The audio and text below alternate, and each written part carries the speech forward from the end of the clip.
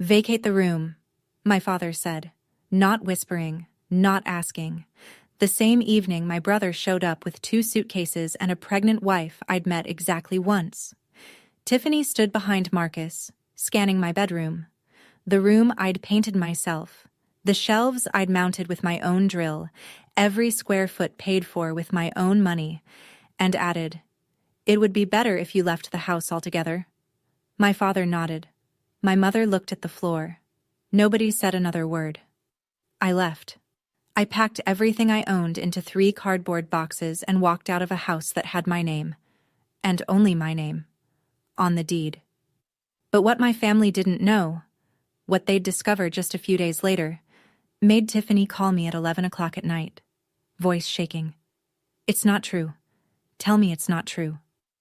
Before I go on, please take a moment to like and subscribe. But only if you genuinely connect with this story. Let me know in the comments where you're watching from and what time it is there. My name is Sabrina Brennan. I'm 29 years old and I'm a licensed civil engineer in Massachusetts. Now let me take you back 4 years. To the day I signed the papers on a house I thought would keep my family together. I remember the pen.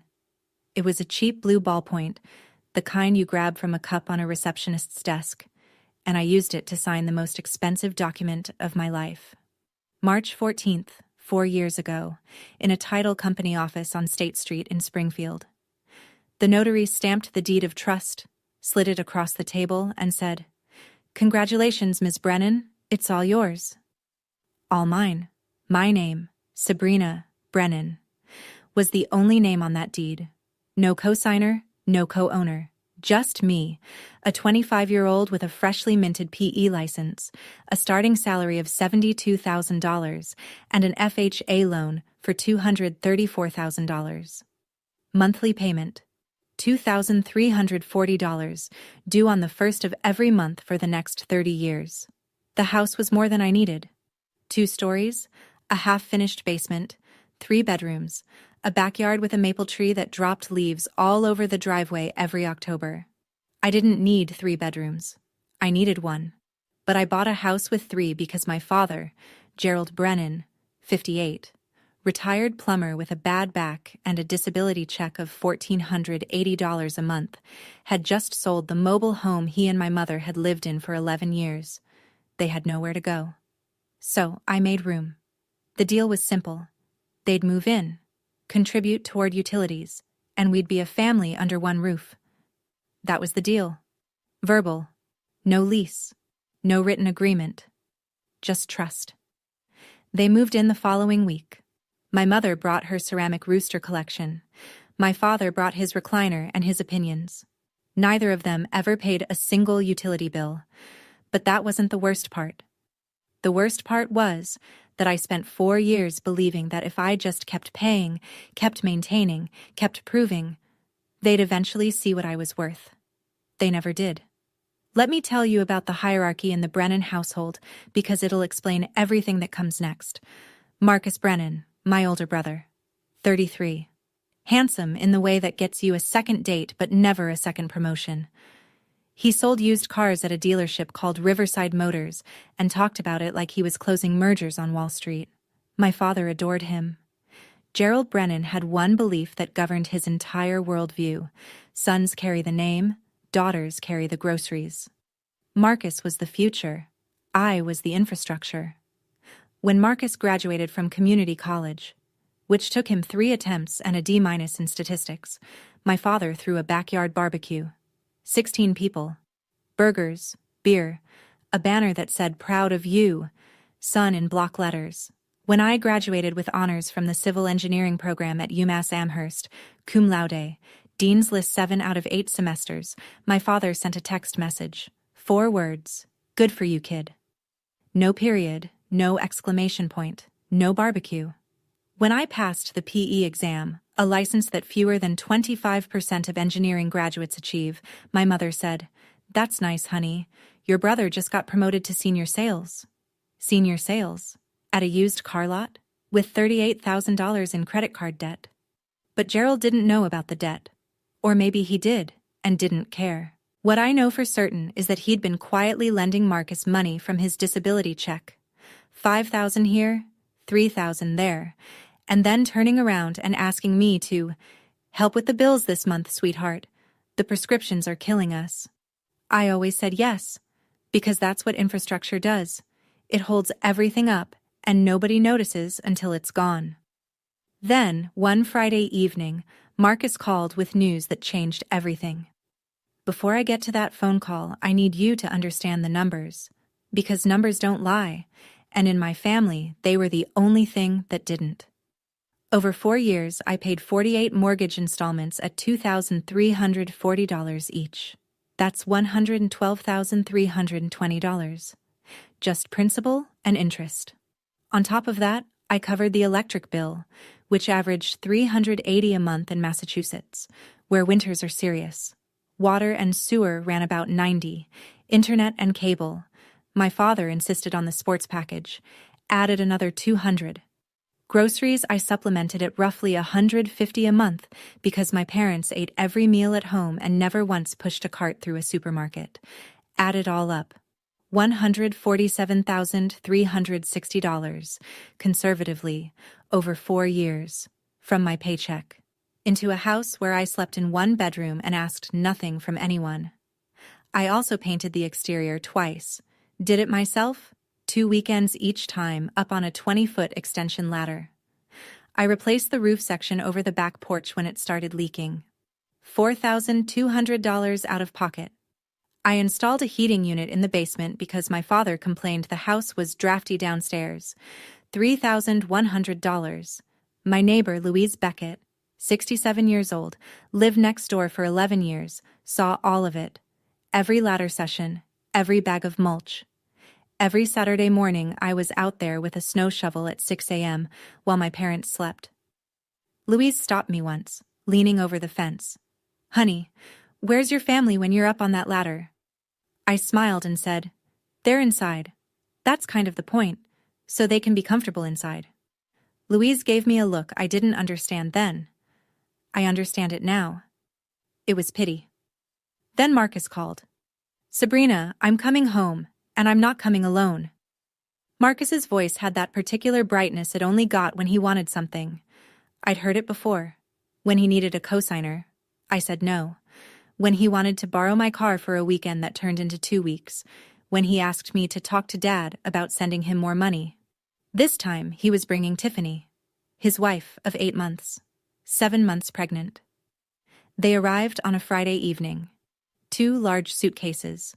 3 boxes of baby supplies, and Tiffany, who stepped out of Marcus's car and looked at the house the way you'd appraise something at an auction.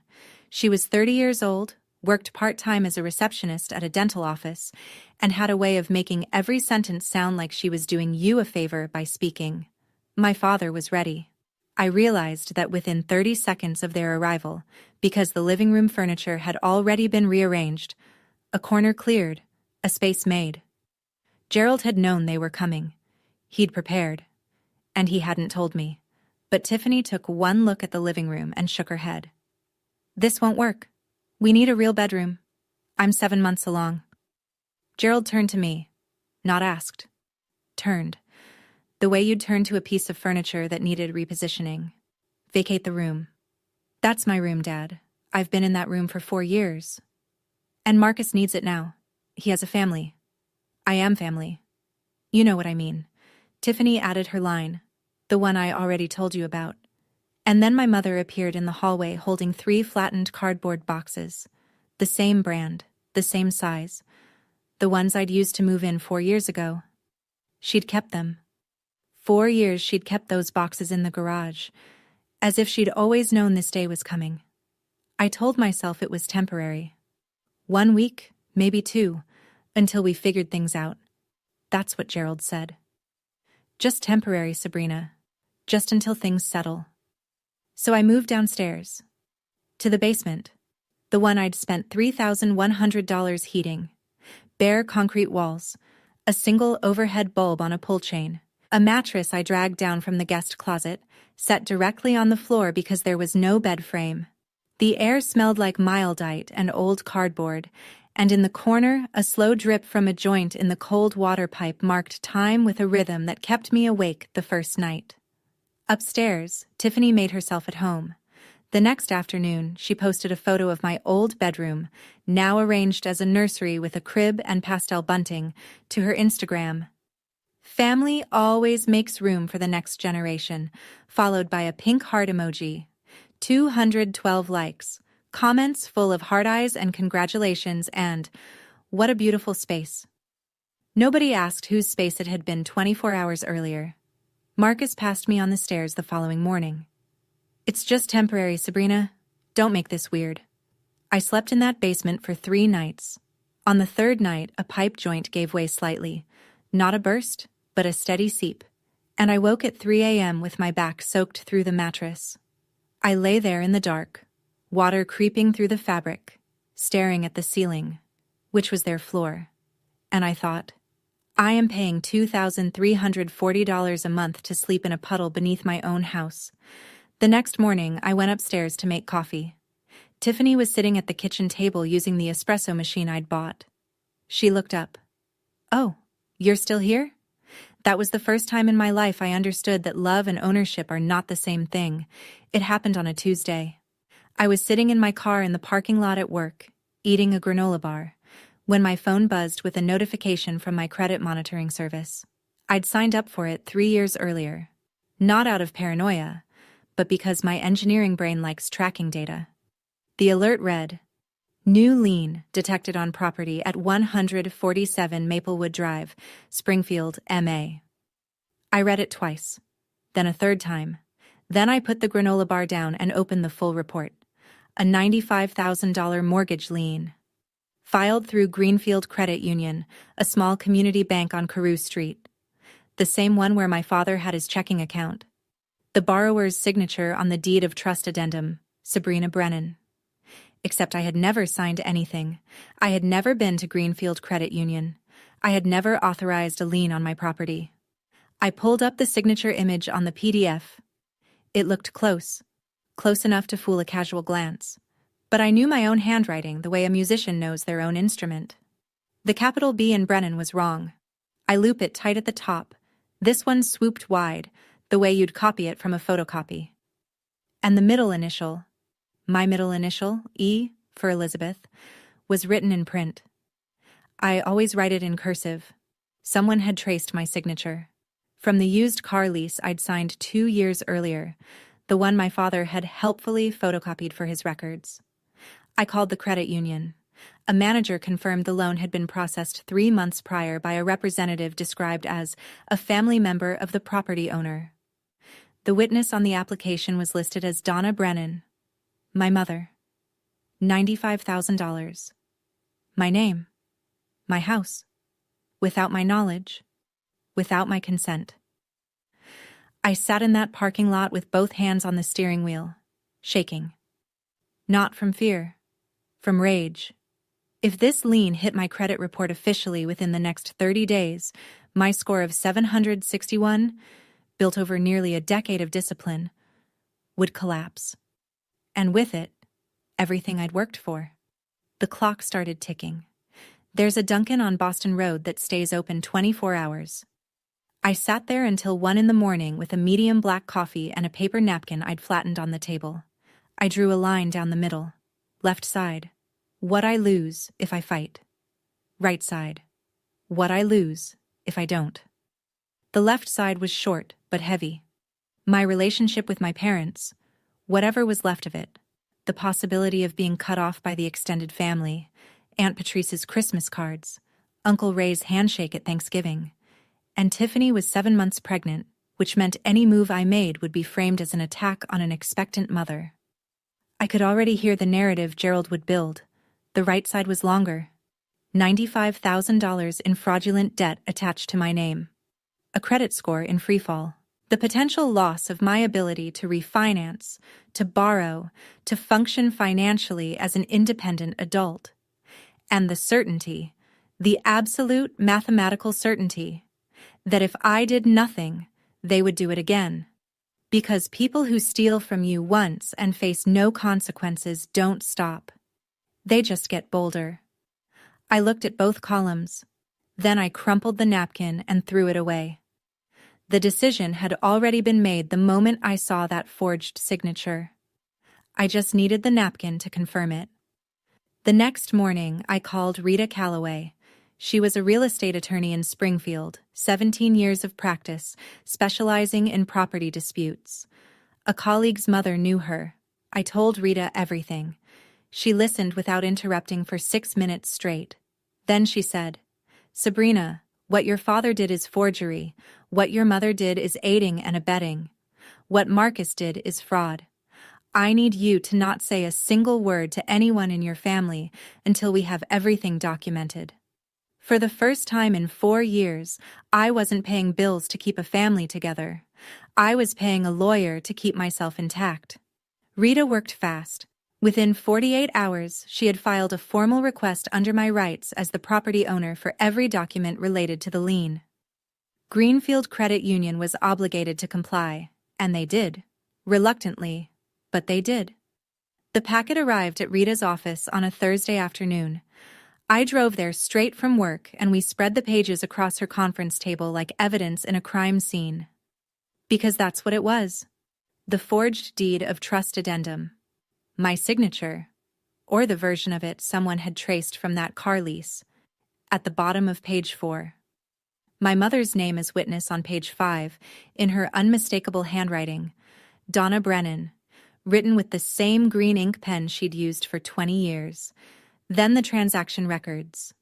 Rita had highlighted them in yellow. $38,000 transferred directly to a credit card account registered to Marcus G. Brennan. His entire outstanding balance, wiped clean in one wire. $22,000 to Riverside Motors. A down payment on a vehicle. $15,000 withdrawn in cash by Donna Brennan over 3 separate visits. And $20,000 sitting untouched in Gerald Brennan's personal savings account, a slush fund, a retirement cushion built on my name. $95,000, parceled out like Christmas gifts, while I slept on a wet mattress in the basement. Rita looked at me over the top of her reading glasses. They thought they were clever. But clever people don't forge documents on a property they don't own with a credit union that keeps digital records of everything. She also told me something I hadn't considered. The loan officer who'd processed the application, a man named Derek Gaines, had bypassed the standard identity verification protocol. No in-person confirmation, no video call. Just Gerald's word and a photocopied signature. "We have more than enough," Rita said. "Now, when do you want to move?" Day 12. That's how long it took from the moment I discovered the forged lien to the moment I walked out of 147 Maplewood Drive with 3 cardboard boxes, a duffel bag, and a plan. I'd signed a lease 3 days earlier on a studio apartment 8 minutes away, 900 square feet, clean, quiet, $1,100 a month. I signed it with the same pen I used for mortgage payments, and for the first time, the money felt like it was going somewhere that belonged to me. The packing took less than 2 hours. 4 years in that house, and my entire life fit into 3 boxes and a bag. Clothes, laptop, my PE license in its frame, the small toolbox I'd used to fix everything from the kitchen faucet to the porch railing, a photo of my grandmother Helen that I kept on my nightstand. Before I left, I placed a white envelope on the kitchen table. Inside, a photocopy of the deed of trust, my name, highlighted, and a single handwritten note on plain paper. "This house is mine. The mortgage is mine. Everything else is about to change." I drove away at 6:15 in the evening. The maple tree in the front yard was beginning to turn, the first edges of orange creeping into the green. I didn't look back. Gerald found the envelope at 7. Donna told me later what happened. He opened it, read the deed copy, read the note, and tore the paper in half. Then he said, "She's bluffing." He didn't know that the deed copy was just a copy. The original was locked in a safe deposit box at my bank, along with every piece of documentation Rita had certified. He tore up a photocopy and thought he'd won. I let him think that. He had 18 days left. The first week after I left, the Brennan family settled into my house like they'd inherited it. Tiffany posted an Instagram story from the living room. Finally, a house that feels like home. 187 views. She'd rearranged the furniture, hung a wreath on the front door, and placed a welcome mat over the threshold I'd paid for. Marcus mowed the lawn for what I'm fairly confident was the first time in his life and posted a selfie with the caption, "Dad duty starts early." Gerald controlled the narrative the way he controlled everything, decisively and without evidence. He called Uncle Ray. He called Aunt Patrice. He called his own mother, Helen.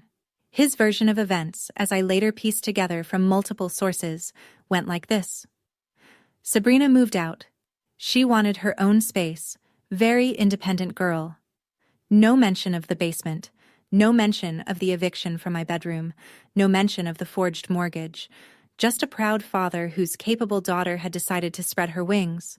My mother called me once that week, not to ask how I was, not to say she missed me. She called to ask, "Did you pay the electric bill before you left?" Gerald said the lights flickered.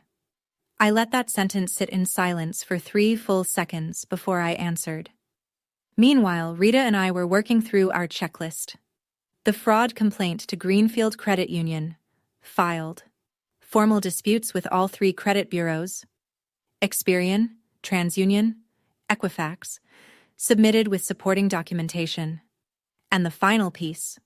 The 30-day notice to quit. Prepared and ready. Addressed to Gerald Brennan, Donna Brennan, Marcus Brennan, and Tiffany Brennan. Under Massachusetts law, occupants without a lease are entitled to 30 days written notice before eviction proceedings can begin. Rita scheduled the process server for day 17. The same day as Gerald's open house. 45 guests. Perfect timing. It started with the heating system. Day 5 after I left, the thermostat in the main unit glitched. A quirk I'd learned to fix myself by resetting the breaker and recalibrating the temperature sensor. It took 90 seconds if you knew what you were doing. Gerald did not know what he was doing. He called an HVAC company. They quoted him $2,800 for a diagnostic and potential part replacement. Gerald did not have $2,800. Day 7, the electric bill arrived. $340 for the month. Standard for a Massachusetts winter with 4 adults running heat around the clock. The bill was still in my name because the transfer request I'd submitted hadn't processed yet. Gerald called me. "When are you coming back? The house needs you." Not, "We miss you," not, "Are you okay?" "The house needs you." As if I were a part of the plumbing. "I'm not coming back, Dad. You should contact the utility company directly. The account is under my name, and I've already submitted a transfer request." "What do you mean, transfer request?" "I mean the bills will be in your name starting next month, or whoever's name you'd like." 10 seconds of silence. Then he hung up without another word. That evening, Tiffany sent me a text. I still have it, word for word. "This is really selfish timing. I'm due in 8 weeks." Selfish. That word. It's remarkable how precisely selfish maps onto inconvenient for me.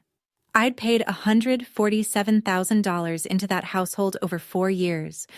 I'd heated the basement at my own expense so the house would be comfortable. I'd replaced the roof so the rain wouldn't touch them. And the first time I stopped, the very first time I wasn't useful, I was selfish. I didn't respond to the text. Some sentences don't deserve an audience. My mother called at 9 on a Wednesday night. She was crying. The practiced, measured kind of crying that rises and falls at convenient intervals, the kind that sounds like grief but operates like a crowbar. "Your father is stressed. His back is worse. You know he can't handle the house alone." "Mom, I maintained that house alone for 4 years. Dad was there the whole time." "That's different. You're young. You're strong. I'm also the person whose signature was forged on a $95,000 mortgage. Did you want to talk about that?" The crying stopped. Not tapered off. Stopped. Like someone had pressed pause on a recording. A long silence. Then, very quietly, "Your father said it was for the family. It was for Marcus's credit card debt. I have the bank records, Mom. $38,000 to his card. $22,000 for a car." You personally withdrew $15,000 in cash over 3 visits. Do you want me to read you the dates? You're going to tear this family apart? The family was torn apart the night you put 3 cardboard boxes outside my bedroom door. She hung up. I sat alone in my studio that night with the comparison sheet Rita had printed. My real signature on the left, the forgery on the right. And I asked myself whether I was being too hard. Whether there was a version of this where everyone came out whole. Whether the right thing and the kind thing were the same thing. Then I looked at the forgery again. My mother's handwriting on the witness line. Green ink. The same pen she used to write grocery lists and birthday cards, and the note she'd tucked into my lunchbox in 4th grade. Have a great day, sweetie. No, I wasn't too hard. I was finally clear. Have you ever had someone you love use your own loyalty as a weapon against you? I'd like to hear your story. Share it in the comments. You might help someone else realize they're not alone. Marcus showed up at my apartment unannounced on a Thursday evening. No call. No text. Just 3 hard knocks on a door he had no business knowing the address of, though I suspect my mother gave it to him. I checked the video feed from the Ring doorbell camera Rita had advised me to install the week prior. Marcus was standing on the walkway, jaw tight, fists opening and closing at his sides. I opened the door. What the hell are you doing, Sabrina? Dad says you're threatening to kick us out? I'm not threatening anything. I'm exercising my legal rights as the property owner. Property owner? He laughed, a short, ugly sound. You think a piece of paper makes you better than family? That piece of paper is a deed of trust. And another piece of paper, the one you forged with Dad, is a federal crime. The laugh died. His expression shifted, not to remorse but to calculation. I'd watched Marcus sell cars for years. I knew exactly when the pitch changed. Look. His voice softened. We can work this out. Tiffany's due in 8 weeks. You can't do this to her. I'm not doing anything to Tiffany. I'm undoing what was done to me. If you go through with this, you'll never see your niece or nephew. The words landed, but they didn't stick the way he'd intended. He was using a child, an unborn child, as a bargaining chip. The same way Gerald used family as a justification for theft. That's your choice, Marcus, not mine. He left. Slammed the door hard enough to rattle the frame. The Ring camera captured everything. His face, his voice, his threat, the timestamp, 7:42 p.m. Rita would have the footage by morning. Some people build walls with bricks. I was building mine with evidence. Gerald Brennan might not have been good with money, but he was masterful with a telephone. Within 48 hours of Marcus's visit, my father had called every branch of the family tree. Uncle Ray in Chicopee, Aunt Patrice in Holyoke. My grandmother Helen, 82 years old, in her assisted living apartment in Northampton. Cousins I hadn't spoken to since Thanksgiving 3 years ago. He called them all, and he told them all the same story. Sabrina abandoned her family. Sabrina is threatening to put her pregnant sister-in-law on the street. Sabrina has changed. The messages started arriving like a coordinated strike. Uncle Ray. Think about what you're doing, kiddo. A cousin I barely knew. Family first, Sabrina. Always. Aunt Patrice called directly, voice cold. Your grandmother is crying. I hope you're happy. I tried explaining to Patrice about the forged mortgage, the $95,000, the bank records, the signature that wasn't mine. I don't believe that, she said. Gerald would never. That sentence, Gerald would never, was the foundation of my father's entire strategy. He'd spent 58 years building a reputation as the dependable patriarch, the man who showed up at barbecues with a case of beer and a firm handshake, the man who called his mother every Sunday. He'd invested decades in that image, and now he was cashing it in to bury me. And it was working. In the court of family opinion, I was guilty without trial. I called Rita, told her everything. She listened, then said something that landed like an anchor. Don't fight the narrative, let the documents speak. And they will. At the right time. When? She glanced at the calendar on her desk. The open house. When all of them are there. 45 people. Perfect audience. I swallowed. That's in 5 days. Then we have 5 days to get ready. On day 14, the letter arrived at Rita's office on Greenfield Credit Union letterhead. She called me at work. You're going to want to come in. I drove to her office during my lunch break. She'd already set the letter on her desk, turned so I could read it. The key paragraph was the third one, and I'll remember the language for the rest of my life. Following an internal compliance review, the signature on the deed of trust addendum dated, redacted, does not match the authenticated signature on file for the property owner, Sabrina E. Brennan. The associated loan has been suspended pending further investigation. Suspended. Not resolved. Not yet. But suspended. The lien would not be reported to the credit bureaus. My 761 score was safe. For now. Rita continued. The loan officer who'd processed the application, Derek Gaines, had been placed on administrative leave effective immediately. The bank's compliance team had flagged multiple procedural violations, most critically, the absence of in-person identity verification. Gaines had later admitted in an internal interview that Gerald Brennan was a regular customer who'd bought him beers a couple of times and had told him the property owner was out of town, but fully aware of the transaction. Beers. My father had traded beers for my financial identity. The lien will be removed from your property record within 30 days, Rita said. But more importantly, the bank now has an institutional interest in cooperating with us. They processed a fraudulent loan on an employee's negligence. They don't want a lawsuit. For the first time in 2 weeks, I felt something loosen behind my sternum. A pressure I hadn't realized was there because it had been there for so long. But there was still the house. Still 4 people living in my property who believed they'd won. The process server, I said. Day 17, we're still on? Rita nodded. We're still on. The process server's name was Carl. I never got his last name. He was in his 40s, built like someone who'd played football in college and never entirely stopped, and he had the blank, professional calm of a man who hands people bad news for a living. Day 15, 2 p.m., a clear Wednesday afternoon. Carl walked up the front path of 147 Maplewood Drive, past Tiffany's new welcome mat, and knocked 3 times. Gerald opened the door. Carl handed him the notice to quit, a formal 30-day eviction notice issued by the property owner, me, pursuant to Massachusetts General Laws, Chapter 186, Section 12. The document named all 4 occupants, Gerald Brennan, Donna Brennan, Marcus Brennan, and Tiffany Brennan. It stated, in plain legal English, that they had 30 days to vacate the property or face formal eviction proceedings through Springfield Housing Court. According to the process server's affidavit, which I received that evening, Gerald read the first page, looked up, read it again, and said nothing. The notation.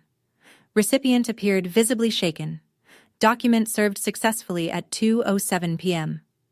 Gerald called me 11 minutes later. For the first time in my life, his voice was not commanding. It was cracked. You're evicting us? Your own parents? You forged my name on a $95,000 loan, Dad. The bank confirmed it. You have 30 days.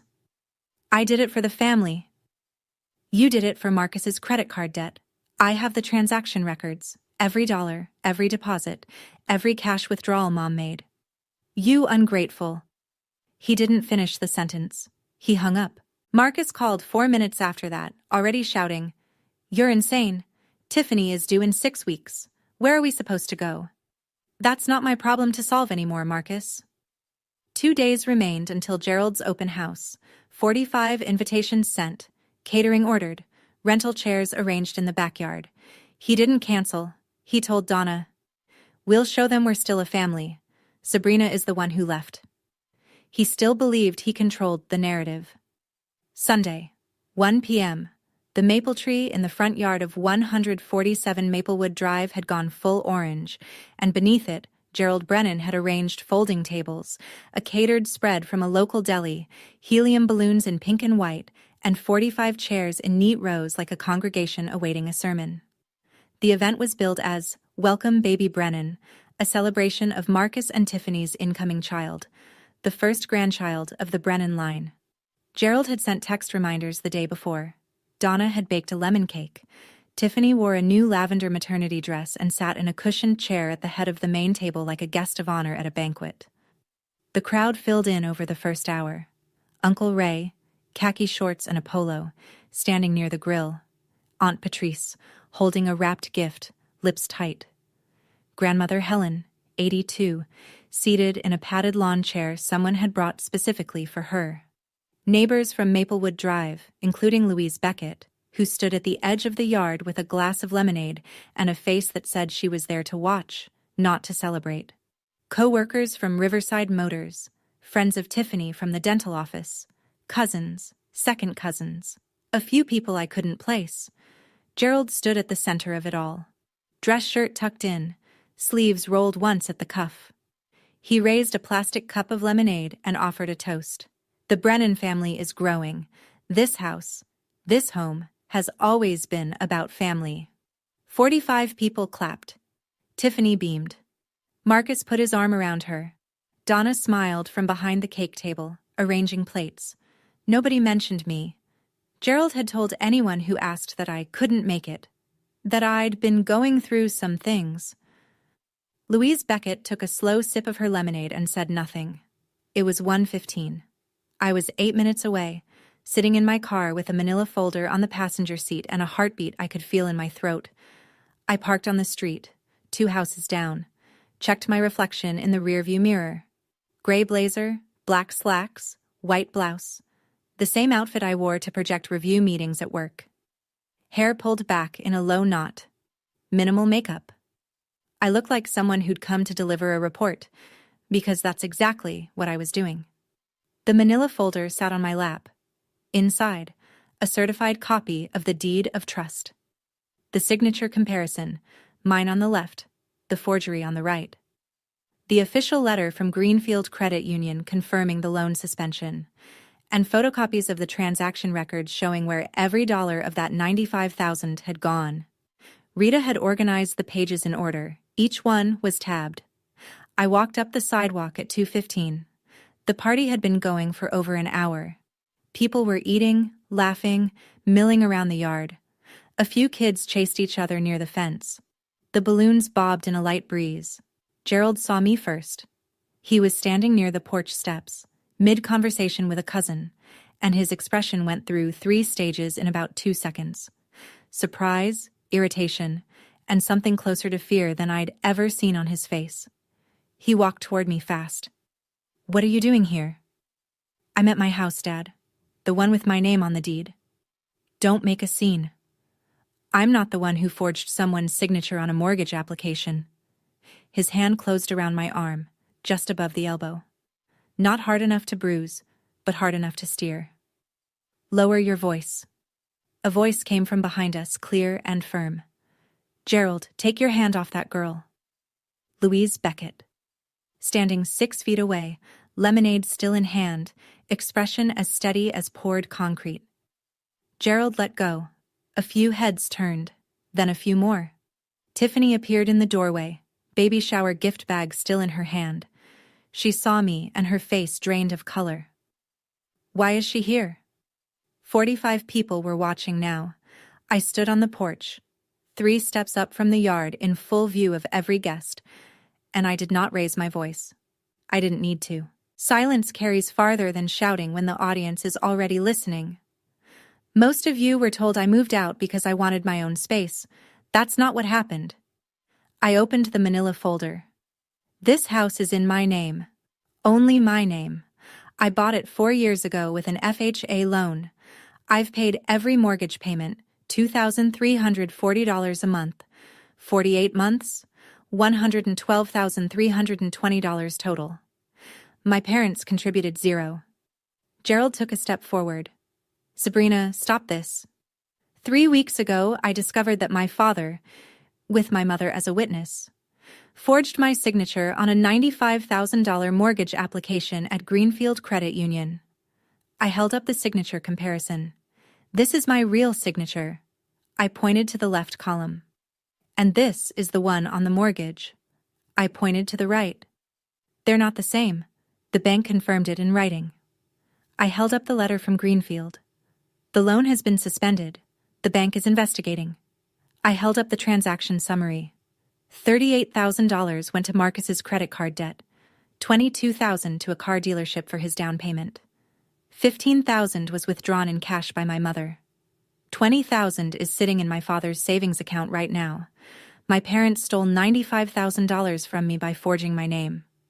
The yard went silent. Not the polite silence of a pause between toasts, the airless silence of 45 people realizing they're standing inside someone else's lie. Aunt Patrice set her cup down on the table. Uncle Ray looked at Gerald with an expression I'd never seen him wear. Then Louise Beckett spoke, loud enough for every corner of that yard. I've lived next door for 11 years. I watched this girl mow that lawn, paint those walls, shovel that driveway. Alone. Every single time. And they had the nerve to put her in the basement. I set the folder on the porch railing. I'm not here for revenge. I'm here because 45 people deserve to know the truth before they congratulate this family on growing. Tiffany rose from the cushioned chair slowly, one hand on the armrest, the other on her belly. Her face was the color of the paper plates stacked on the catering table. She looked at Marcus the way you'd look at a stranger wearing your husband's clothes. Tell me this isn't real. Marcus didn't move. His eyes were fixed on a spot on the ground somewhere between his shoes and the edge of the lawn. His mouth opened, then closed. Marcus. Tiffany's voice went up an octave. Tell me the $38,000 wasn't true. Tell me you didn't use stolen money to pay off your debt. It's complicated, Tiff. It's not true. Tell me it's not true. Her voice broke across the yard like glass on tile. A child near the fence stopped running. Uncle Ray set his plate down. Grandmother Helen, seated in her padded lawn chair, gripped both armrests and stared at her son with the kind of stillness that precedes a verdict. Gerald tried. He stepped forward, arms out, the patriarch reassembling his stage. Everyone, this is a family matter. Uncle Ray cut him off. A family matter? You forged your daughter's name, Gerald. That's not a family matter. That's a crime. Aunt Patrice, the same woman who'd told me my grandmother was crying because of me, picked up the wrapped baby gift she'd brought, set it back in her bag, and stepped away from the table without a word. Then Helen spoke. Her voice was thin from age but harder than anything I'd heard that afternoon. Gerald, I didn't raise you to be a thief. Mom, sit down and be quiet. Gerald sat, on a folding chair, in the middle of his own party, in front of 45 people. He sat down and said nothing. Tiffany walked inside. The screen door slammed behind her. One by one, guests began collecting their things. Nobody took leftover cake. Nobody said congratulations. The open house was over. The house was mine. An hour later, the yard looked like the aftermath of something canceled mid-sentence. Folding tables still up, paper plates caught in the grass, pink and white balloons tethered to the mailbox, bobbing in a wind that no longer had a party beneath it. I sat in my car at the curb, engine off, hands on my knees.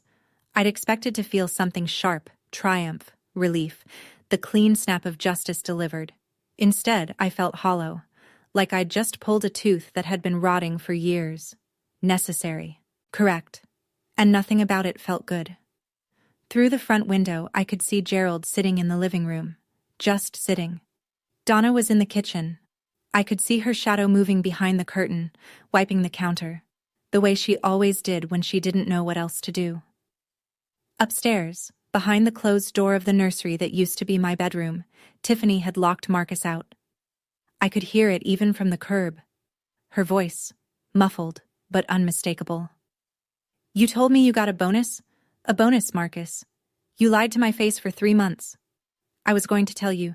When? After the baby was born? After we moved into a house that isn't even ours? A car pulled up behind mine. Uncle Ray. He got out, walked to my window, and stood there for a moment before he spoke. I owe you an apology. I believed your father. I shouldn't have. Thank you, Uncle Ray. That means a lot. He nodded once, got back in his car, and drove away. Aunt Patrice left without stopping. But 48 hours later, she'd send a text, 2 paragraphs long, an apology she clearly rewrote several times. I started my car and pulled away from Maplewood Drive. In the rearview mirror, the balloon still floated above the mailbox, pink and white against a gray sky, celebrating something that no longer existed. Tiffany called that night at 9:30. Her voice was different from what I expected. Not angry, not crying, just flat. The voice of someone who has run out of feelings and is now running on information. I need to know everything, every dollar, every lie. I hesitated. This was the same woman who'd told me to leave my own house, who'd posted my bedroom on Instagram as a trophy, who'd called me selfish for not paying the electric bill on a property she was occupying for free. But she was also 7 months pregnant and had just discovered that her husband had funded their life with stolen money. Whatever she was before, right now she was someone who deserved the truth. I sent her the transaction records. All of them. 15 minutes of silence. Then her name appeared on my phone again. The $22,000 for the car. He told me that was a dealer discount. He said he earned it. I'm sorry, Tiffany, I really am. Don't be sorry. I'm the one who told you to leave your own house. A pause long enough to drive through. I didn't know it was your house. Gerald told me it was a family property, passed down from your grandparents. That's what he said. It was never a family property. I bought it with my own money when I was 25. Another silence, then quieter. I owe you an apology. A real one. Not now. I can't right now. But I owe you one. Before she hung up, she told me something I hadn't known. Marcus also owed her $7,000. Money she'd lent him before the wedding. Money he'd sworn he'd pay back after the baby came. She was beginning to see the pattern I'd spent 4 years learning. Her last words. I'm calling my mom tomorrow. I'm not raising this baby in a house built on lies. She kept her word. The week after the open house, the Brennan family came apart like a building with the load-bearing wall removed. And I would know. I'm an engineer. I know exactly what happens when you take away the thing that held everything up. Tiffany moved to her mother's house in Worcester, an hour and a half east. Marcus called her 14 times the first day. She answered none of them. By the third day, her Facebook status changed from married to blank. Not single, not, it's complicated, just blank, which somehow felt louder than either. Marcus lost his footing. Without Tiffany, without the baby on the way narrative, he was just a 33-year-old man sleeping on the sofa in his sister's house. Except it wasn't his sister's house. It was just his sister's. Gerald, for the first time in Marcus's memory, turned on him. If you hadn't been in so much debt, none of this would have happened. Golden child, meet the cold side of the altar. Gerald himself was unraveling in slower, quieter ways. He canceled his weekly poker game for the first time in 12 years, told his buddies, family stuff. But 2 of the men in that group had been at the open house. They already knew. The phone calls Gerald used to receive, from cousins checking in, from friends wanting to grab lunch. Slowed to a trickle. Uncle Ray didn't call at all. Helen, his own mother, didn't return his calls for 3 days straight. Donna called me once a day, every day. Same script, same cadence. Please come home. We can fix this. And every day I gave the same answer. There's nothing to fix, Mom. There's only what happens next. On Friday, a letter arrived at 147 Maplewood Drive from Greenfield Credit Union. A formal request for Gerald and Donna to appear in person at the branch to discuss the matter. The bank had its own problems now, and Gerald was running out of people willing to believe his version of the story. The internet is not kind to secrets. It's even less kind when the secret involves baby showers and stolen mortgages. Tiffany deleted the Instagram post. Family always makes room for the next generation, the one with 212 likes and a pink heart emoji. She deleted it, but screenshots live forever, and within a day, a friend of hers from the dental office posted a cryptic status on Facebook. Imagine finding out the house you thought was a gift was actually stolen property. Some families. Red flag emoji. 89 comments. 340 reactions. Tiffany wasn't named. She didn't need to be. The people who knew, knew. On Maplewood Drive, the Whisper network operated at the speed of a cul-de-sac. Louise Beckett didn't gossip. It wasn't in her nature. But when neighbors asked, she gave them one sentence. I watched that girl build this home with her own 2 hands. You should ask Gerald what he built. It was the kind of line that didn't need a follow-up. People filled in the rest themselves. At Riverside Motors, Marcus's co-workers had been at the open house. 2 of them. They'd seen the documents, heard Tiffany scream, watched Gerald get told to sit down by his own mother. One of them asked Marcus on Monday morning, "Hey, wasn't that your sister's house?" Marcus didn't answer. He requested 3 days of personal leave.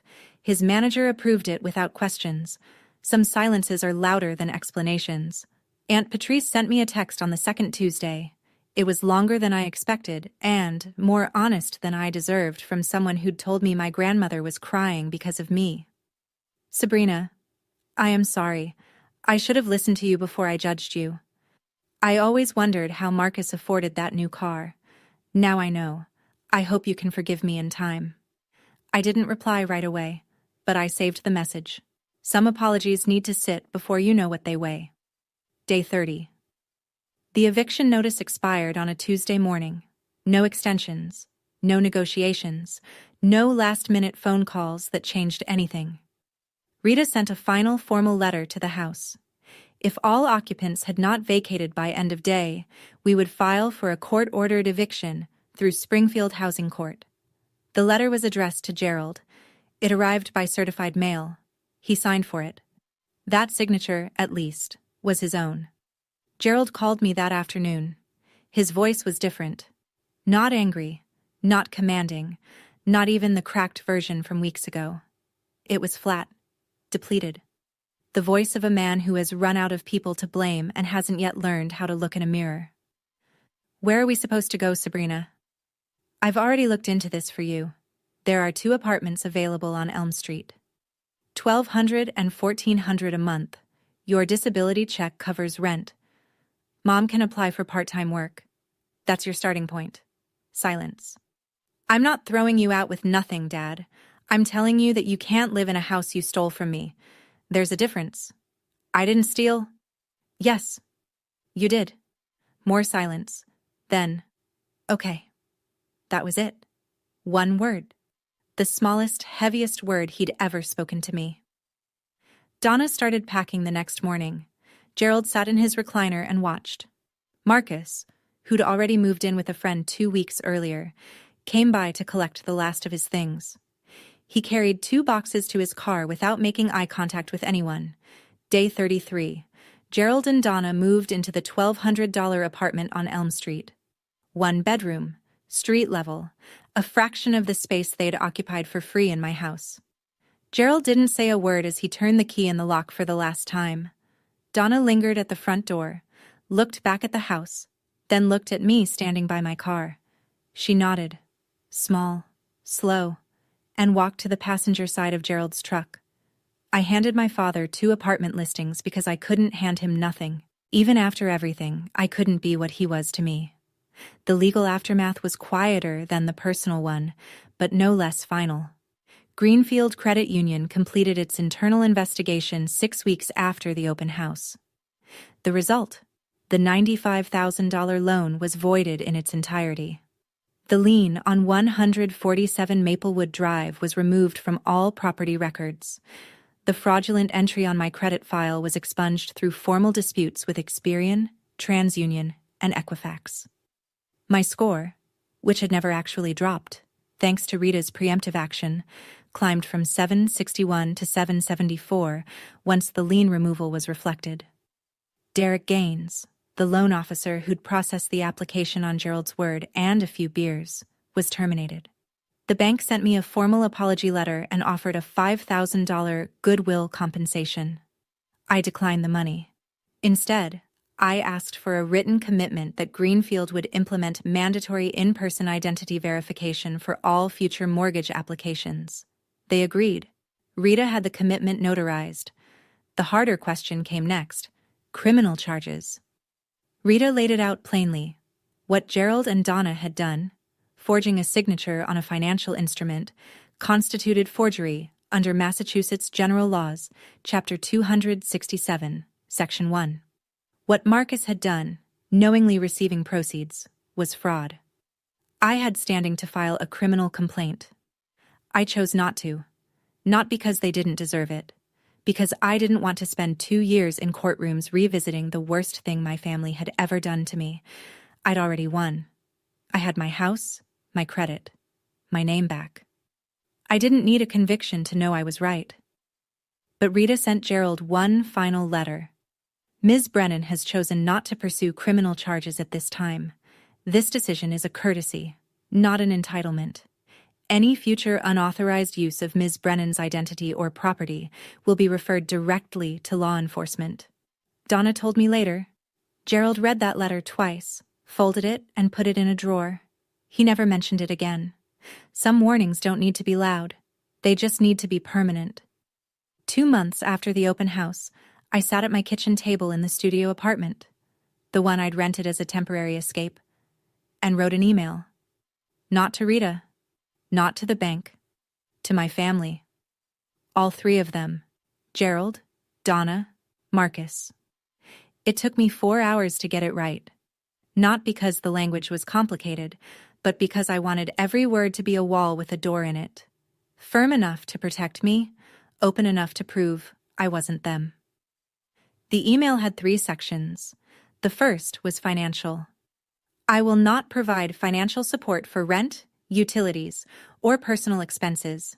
If you need assistance, I can refer you to community resources in Springfield. The second was about contact. I am open to communication, but only under specific conditions. No guilt language, no demands, and no discussion of the house or the mortgage. If these boundaries are crossed, I will pause contact for 90 days. The third was about the future. If and when trust is rebuilt, through consistent, demonstrated change over time, not through words. I'm open to having a relationship, but it will be on different terms than before. I read it 6 times. Then I pressed send.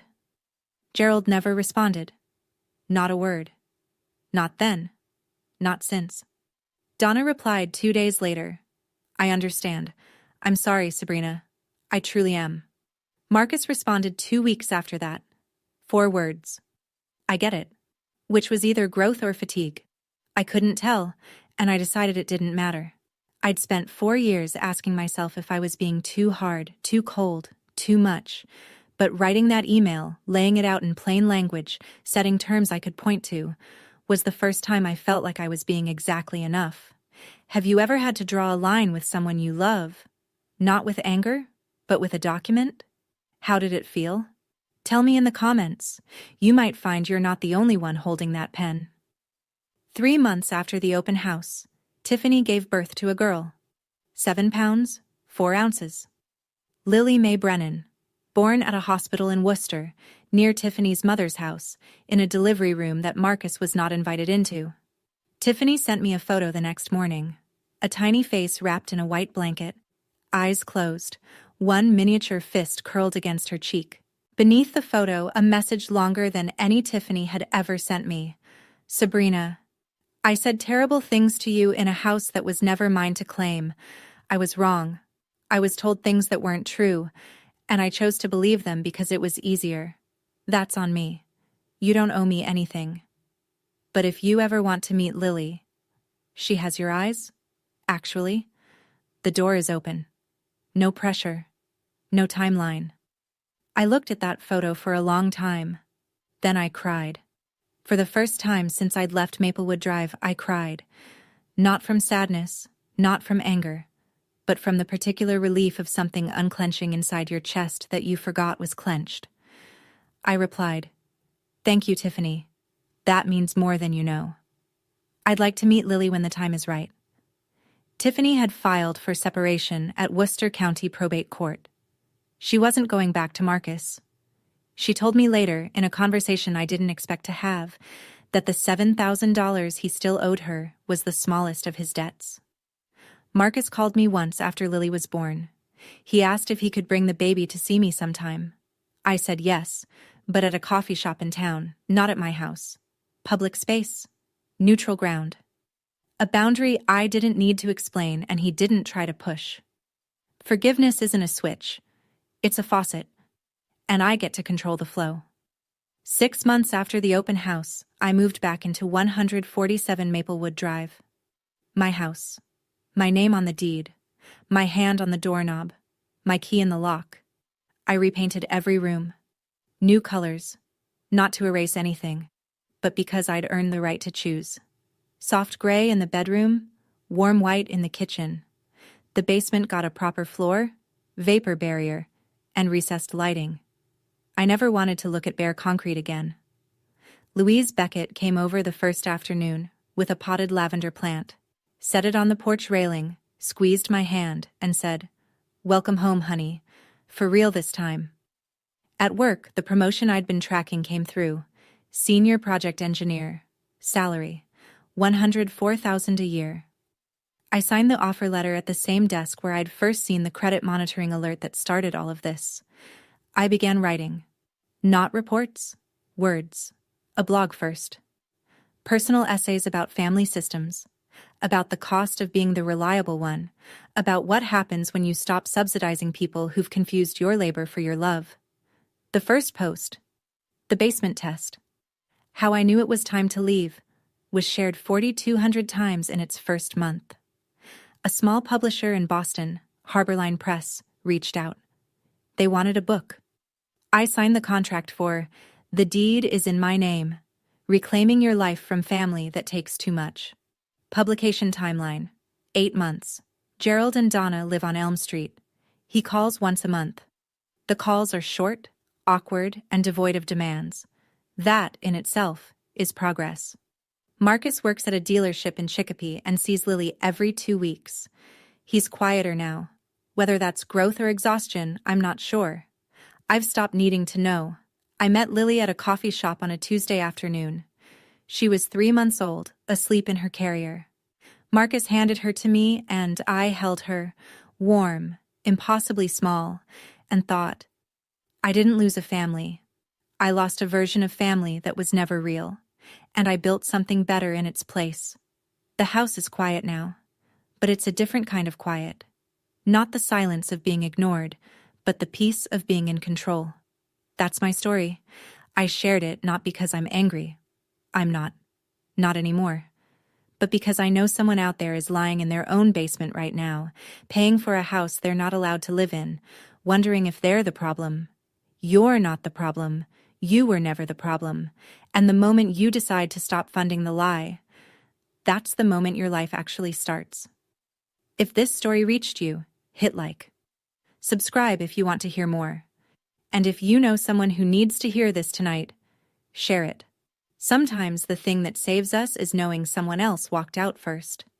There's another part of this story I haven't told yet, about the conversation between Gerald and his mother Helen, the one that happened a week after the open house, the one Donna said changed something in him permanently. That story is in the video linked in the description. I'll see you there.